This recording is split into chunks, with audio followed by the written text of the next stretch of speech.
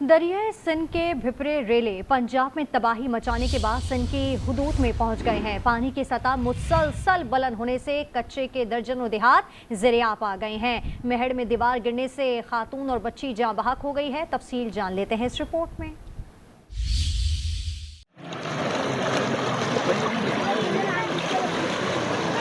दरियाए सिंध में सैलाबी सूरत हाल, कच्चे में दर्जनों गांव डूब गए। मुतासरीन अपनी मदद आप के तहत नकल मकानी में मसरूफ हैं। घोटकी और ओबाड़ों में 20 से ज्यादा देहात ज़ेरे-आब आ गए। पनोआकिल के इलाके सदवजर में 150 देहात में पानी दाखिल हो गया। कनकोट में कच्चे का 80% इलाका ज़ेरे-आब है।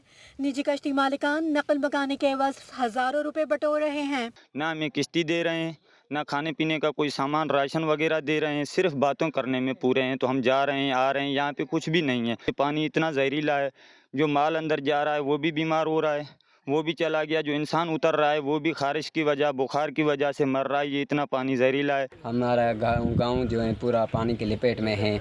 ये किश्ती हैं, किश्ती वाले 200 रुपये लेते हैं और 200 टैक्सी वाले 200 रुपये आदमी के लेते हैं। हम बहुत परेशान हैं। दादू की तहसील मेहड़ के कच्चे में घर की दीवार गिरने से माँ और 3 साला बच्ची मलबे तले दबकर जाँ बहक हो गई। नौशेर अफरोज में तगड़ बचाव बंद के करीब जमींदारा बंद टूट गया, जिससे दर्जनों देहात, मेहंदी, तिल और गन्ने की फसलें डूब गईं।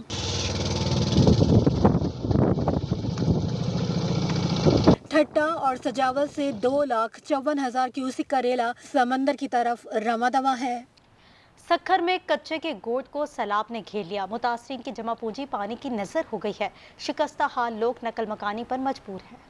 मोहसिन, गरीब लोग भी तिनकों का ढेर हैं। मलबे में दब गए, कभी पानी में बह गए। सक्खर में कच्चे की यूनियन कौंसिल, नसीराबाद में गोट बेंडू धारेजों को सैलाब ने चारों तरफ से घेर लिया। उम्र भर की कमाई और जमा पूंजी पानी की नजर हो गई। कच्चे मकानात डूब गए, मवेशी सैलाब बहा ले गया। कच्चे का इलाका है, काफी सारा पानी में डूबा हुआ है। बाहर निकलने का कोई भी रास्ता नहीं है और कोई भी इशू नहीं है कि बाहर जाएं। हमारे घर भी अभी गिर रहे हैं, माल मवेशी मर रहा है, उनका चारा खत्म हो गया है, हमारे खाने पीने की चीजें सारी खत्म हो गई हैं। जहां उम्र गुजरी वो इलाका छोड़ना पड़ा। रेस्क्यू 1122 के एहलकार मौके पर पहुंचे। एक ऐसे नौजवान को भी हाथों में उठाकर रेस्क्यू किया जिसके गुर्दे खराब हैं। इस ऑपरेशन में जो आपने पहले भी देखा कि एक पेशेंट था, उसको भी मूव किया। उसके साथ जो उसके रिश्तेदार थे उनको भी हमने मूव किया है। उनका जो लाइव स्टॉक है वो भी हमने यहाँ से मूव किया। इलाके में घुटनों घुटनों पानी मौजूद है। बेसरो सामान लोग बोझल दिल के साथ नकल मकानी कर रहे हैं। मकामी अफराद का कहना है कि बड़े पैमाने पर रेस्क्यू ऑपरेशन ना किया गया तो बड़े जानी और माली नुकसान का खदशा है।